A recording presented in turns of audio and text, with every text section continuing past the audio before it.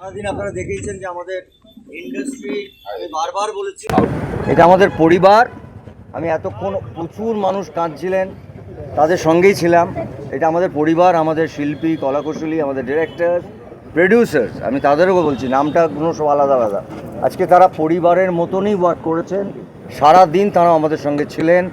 আমাদের টেলিভিশনের কিছু কিছু ফ্যাক্টরস আছে যেগুলো আমাদের সুরক্ষার জন্যে, সেইগুলোকে আলাদা আলাদা করে মেনশন করে তারা একটা জায়গায় এসছেন। এবং আমরা কাজটা করতে গিয়ে দেখেছি হয়তো কিছু কিছু পয়েন্টস আমরা লিখিনি, আলোচনার মাধ্যমে এসছে এবং সেটাতে একটা জায়গায় এসছে যে 15 দিনের মধ্যে আমাদের একটা আর্টিস্ট, টেকনিশিয়ানস, টেলিভিশন প্রডিউসার্স সবার মধ্যে একটা লেখাপড়া হবে, এটা সুরক্ষার জন্যে। তারপরে আমরা বসেছি ব্যাক টু ব্যাক। আমাদের এখানকার সংগঠন ইম্পা, এখানে পিয়া আছে, মানে উনি আমাদের প্রেসিডেন্ট, চেয়ারপারসন, সেখানে তারাও ঠিকই একই রকমভাবে ভেবেছেন কে টেলিভিশন বলি, ফিল্ম বলি, সব কিছুতেই কাজ শুরু হবে।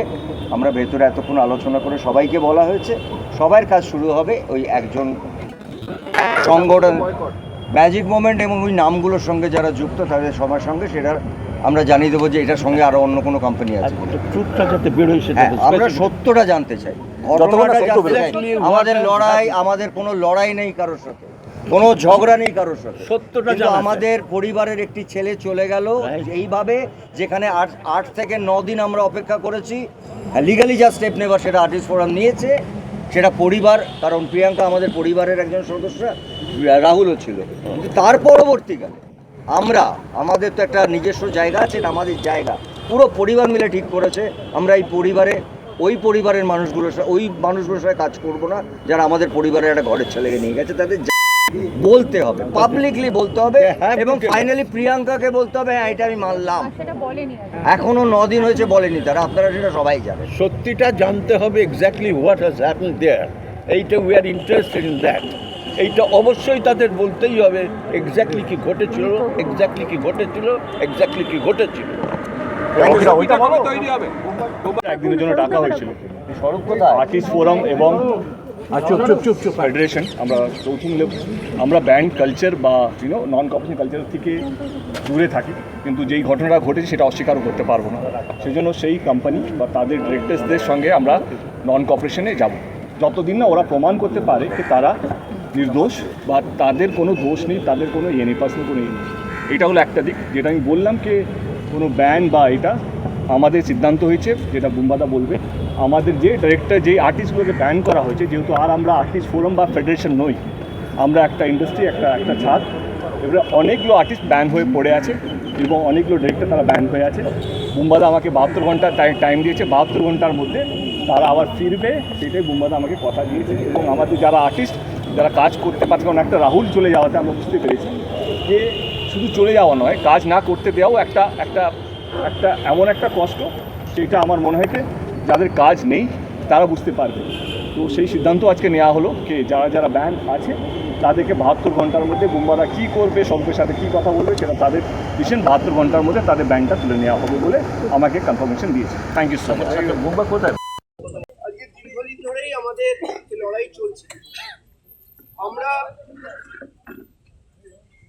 শুটিংয়ের সময় কলাকুশলীদের সুরক্ষা নিয়ে দীর্ঘদিন ধরেই লড়াই করছি, আলোচনা করছি, কিন্তু আমরা সেটা সম্পূর্ণভাবে করে উঠতে পারিনি।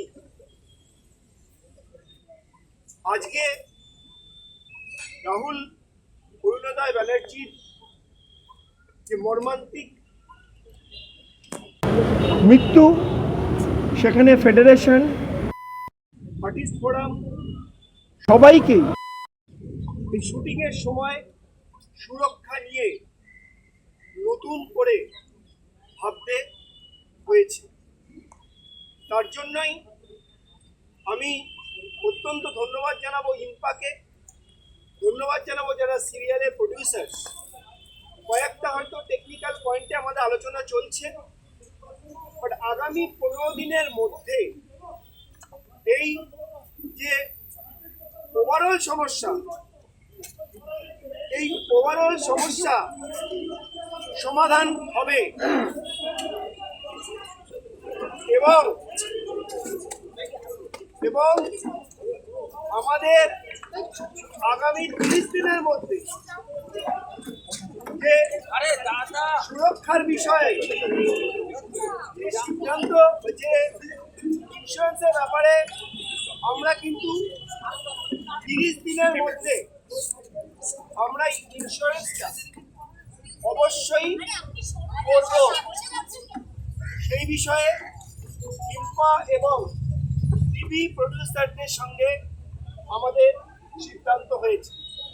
ইন্স্যুরেন্সটা ছাড়া 15 দিনের মধ্যে বাদবাকি সুরক্ষা বিষয়ক যা যা সেগুলো সিদ্ধান্ত হয়েছে। এই দুটো বিষয় নিয়ে আমাদের যে সিদ্ধান্ত সেটা আমরা আপনাদের জানালাম।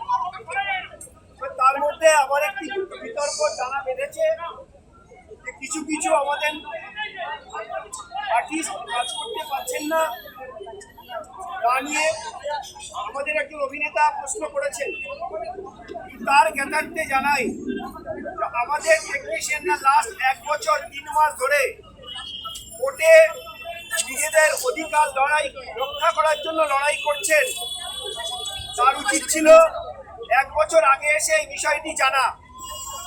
আমরা আমাদের কাজের অধিকার যাতে না পাই, যাতে কাজ করতে না পারি, ন্যূনতম কলাকুশলী দিতে না পারি, ন্যূনতম মজুরি না পাই, তার জন্য তারা কেস করেছিলেন। আমাদের ইন্ডাস্ট্রি যেসব সবাই সেটা জানেন এবং 1 বছর 10 দিনের মাথায় মহামান্য আদালত সেই কেসটিকে খারিজ করে দিয়েছেন। কিন্তু এখনো আমরা হাইকোর্টে একটি কেসের জন্য লড়াই করছি, that is condemned of court, তারা যে কেসটি করেছিলেন। আর দিল্লিতে সিসিআইএ জন্য লড়াই করছি। তাই হঠাৎ করে দেব যে প্রস্তাব করলেন 72 ঘন্টার মধ্যে উঠিয়ে দেবে, সেটা যদি আজ থেকে 1 বছর 3 মাস আগে এসে উনি বিষয়টি নিয়ে আলোচনা করতেন তাহলে ভালো লাগতো, টেকনিশিয়ানদের ভালো লাগতো। শুধুমাত্র তিনি একজন আর্টিস্টকে নিয়ে ভাবছেন না, তিনি একজন কলা কুশলীদের নিয়েও ভাবছেন। তাহলে কলা কুশলীরা খুশি হতো। তাহলে কলা কুশলীদের পুঞ্জীভূত যে টাকা, একটু একটু করে যে টাকা জমিয়েছিলাম, তা ফিক্সড ডিপোজিট ভেঙে সেই কোর্টে লড়াই করতে হয়েছে। তাহলে সেটাও আমাদের বেঁচে যেত। আর আমাদের কাজের অধিকার কেড়ে নেওয়ার জন্য যে হাইকোর্টের কাছে প্লিগুলো হয়েছিল সেগুলো তাহলে আর হতো না।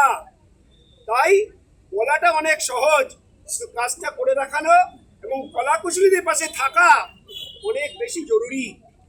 তাই আজকের এই বিতর্কের মধ্যে আমি আর কিছু বলবো না, এইটুকুই বলবো যে আপনারা সবার সামনে গিয়ে ফেডারেশন এবং আর্টিস্ট ফোরাম আমাদের কলাকুশলীদের সুরক্ষা নিয়ে যে সিদ্ধান্তগুলো গ্রহণ করেছে সেগুলোই আগামী দিনে আমরা অবশ্যই আমাদের ইমপ্লিমেন্ট হবে for the technicians and for the artist.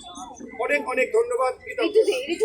করবো না, কারা কারা করবে না, সমস্ত আপনার সেক্টরের সবাই। মানে এটা ন্যাশনালি আমরা বয়কট করছি, মানে ওই সংস্থা সংস্থা কোনো জায়গায় কাজ করলে আমাদের আমরা কেউ পার্টিসিপেট করবো না। আর্টিস্ট টেকনিশিয়ান ব্যবস্থা করবো, সেখানে কেউ কাজ করতে যাবো। আর দেন থাকলেও আমরা কাজ করতে যাবো। অন্য কোম্পানি করে উনি আছেন বিনা গঙ্গোপাধ্যায়, সেখানেও আমাদের কেউ কাজ করবে না। ওই ব্যক্তিরা যেখানে থাকবে এফআইআর এ যারা সেটা কি কাল থেকেই, মানে কাল থেকে একটা কথাই বলার, সবাই তো বলেছে, সবাই বড়রা বলেছে, একটা কথাই বারবার একটা কথা বেরিয়ে আসছে যে রাহুলের মৃত্যুতে আমরা মানে আমাদের ভেতরটা পুরো ভেঙে চুরমার হয়ে গেছে। ফলে আমরা নিজেরা জানি না কিভাবে নিজেদেরকে মানে চোখের দিকে তাকিয়ে আমরা কথা বলতেও পারছি না যে মানে এত কষ্ট হচ্ছে যে একটা ছেলে এইভাবে প্রাণ দিল অ্যাক্টিভ শুটিং এর মাঝখানে। এটা আমাদের কাছে সবার কাছে একটা বড় কনসার্নের জায়গায় দাঁড়িয়েছে যে সত্যি আমাদের সেফটি আর সিকিউরিটি জায়গাটা কতটা কায়েম রাখতে পারছি আমরা আমাদের শুটিং যখন অ্যাক্টিভ থাকছে। তো সেইখানে আজকে প্রভূত টেলিভিশন প্রযোজকদের সাথে ইআইএমপি এর প্রযোজকের সাথে মানে ফিল্ম এবং মানে বিস্তারিত আলোচনা হয়েছে এবং আমরা একটি সিদ্ধান্তে পৌঁছেছি যে ইন্স্যুরেন্স ইজ মাস্ট, মানে প্রত্যেকটা অ্যাক্টার্স, টেকনিশিয়ানস এবং প্রত্যেকের জন্য, এবং প্রডিউসার সবাই ইনক্লুডেড এর মধ্যে, কোনো ভাগাভাগি নেই। তো সেই জন্য আর কিছু ম্যান্ডেটরি কম্পেনসেশনের ব্যবস্থা করা হয়েছে, যেখানে হয়তো সেটের মধ্যে যদি টেম্পোরারি কোনো হ্যাজার্ড হয় সেখানেও কিছু ম্যান্ডেটরি কম্পেনসেশন করা হবে। অনেকে হয়তো মানে কোনো শর্ট টাইম কাজ করছে বা তাদের সাথে কোনো কন্ট্রাক্ট নেই, মানে এরকম যদি হয় তাহলে সেই জায়গাতেও আমরা সেখানে দেখভাল করবো, তাহলে সেটাও একটা জায়গা তৈরি হয়েছে। হ্যাঁ, আর যতদিন এসওপিটা তৈরি না হচ্ছে 15 থেকে 30 দিন লাগবে সমস্ত কিছু টেকনিক্যালি ডিটেলস গুলোকে ফ্রেমওয়ার্ক করতে উইথ আ লিগাল অ্যাডভাইসার। ততদিন ওই রকম রিস্কি জোনে কেউ শুটিং করবে না, কোনো রিস্ক ইনভলভ কোনো শুটিং থাকলে সেখানে কেউ শর্ট দেবে না।